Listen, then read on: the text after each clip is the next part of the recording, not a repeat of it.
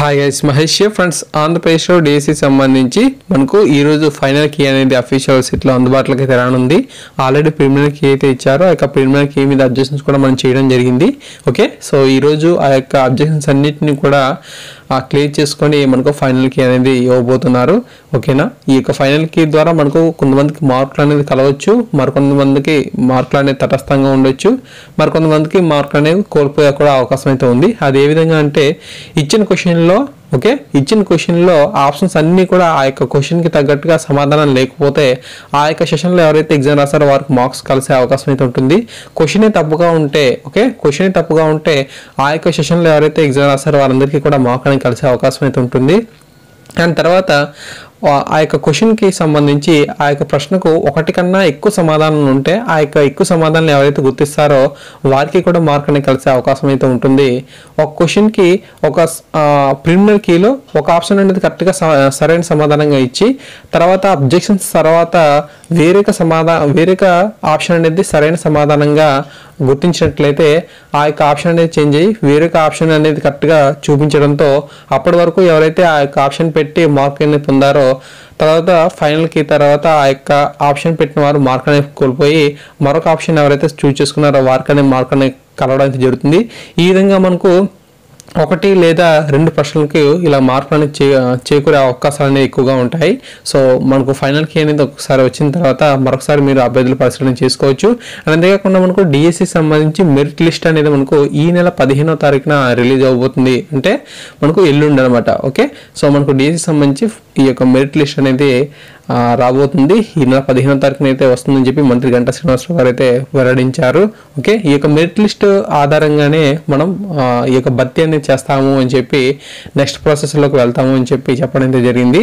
Okay, ఇక్కడ మీరు పరిశీలన చేయవచ్చు. ఈ నెల 15న డిఎస్సి మెరిట్ లిస్ట్, నేడు ఫైనల్ కీ విడుదల, ఏప్రిల్ 19న ఈసెట్, 20న ఎంసెట్, అతి త్వరలో డిఎస్సి 2 నోటిఫికేషన్, ప్రొఫెసర్ పోస్టుల భర్తీపై న్యాయ సలహా, 27 నుంచి ఇంటర్, మార్చి 18 నుంచి 10th పరీక్షలు, విశాఖలో మంత్రి గంటా వెల్లడి అనే సమాచారం అయితే ఇక్కడ ఉండడం జరిగింది. సో డిఎస్సి 2 నోటిఫికేషన్ కూడా మనకు అతి త్వరలో అయితే రిలీజ్ అవబోతుందంట. సో వీటికి సంబంధించి ఇన్ఫర్మేషన్ అయితే మనకు పెద్దగా లభించలేదు, బట్ డిఎస్సి 2 నోటిఫికేషన్ అయితే ఉండబోతుందని చెప్పి వీరైతే ఇచ్చారు. సో దానికి సంబంధించి మనం పూర్తిగా ఇన్ఫర్మేషన్ వచ్చిన తర్వాత ఒకసారి విశ్లేషణ చేద్దాం. డిఎస్సి 2018 పరీక్షల మెరిట్ లిస్ట్ అనేది ఈ నెల 15 అయితే విడుదల చేయనట్లు గంటా శ్రీనివాసరావు తెలిపారు. తొలికి ఈ నెల 4న విడుదల చేయగా ఫైనల్ కీని బుధవారం అయితే వెల్లడించడానికి రెడీ అవుతున్నారంట.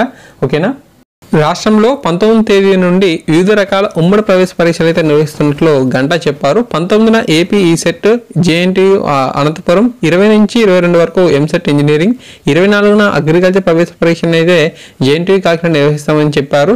26న ఏపీ ఐసెట్ను తిరుపతి ఎస్సీ యూనివర్సిటీ, మే 1 నుంచి 4 వరకు ఏపీ పీజీ ఈసెట్ను ఏయూ, 6న ఎడ్సెట్ను ఎస్సీ యూనివర్సిటీ, 6న ఏపీ లా సెట్ను ఎస్కే యూనివర్సిటీ, 8 నుంచి 15 వరకు ఏపీపీ ఈ సెట్ను మనకు ఆచార్య నాగార్జున విశ్వవిద్యాలయం నిర్వహిస్తాయని చెప్పి గంటా శ్రీనివాసరావు అయితే వెల్లడించడం జరిగింది.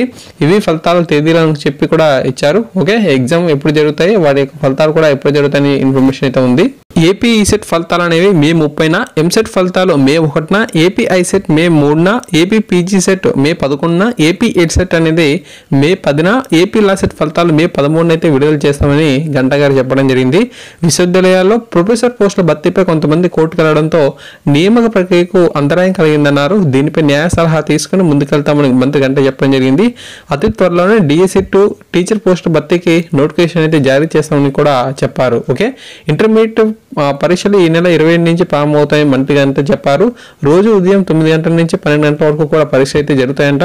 10,17,600 మంది విద్యార్థులు పరీక్షలు అయితే హాజరు కానున్నట్లుగా చెప్పారు. వీరిలో 5,07,302 మంది మనకు ప్రథమ సంవత్సరం, 5,10,298 మంది ద్వితీయ సంవత్సరం విద్యార్థులు అయితే ఉన్నారన్నారు. ఈ ఫలితాలు ఏప్రిల్ 12న వెల్లడిస్తామని చెప్పి మంత్రి గంటా చెప్పడం జరిగింది. ఓకేనా ఫ్రెండ్స్, ఈ విధంగా మనకు వివిధ అప్డేట్స్ అయితే రావడానికి జరిగింది.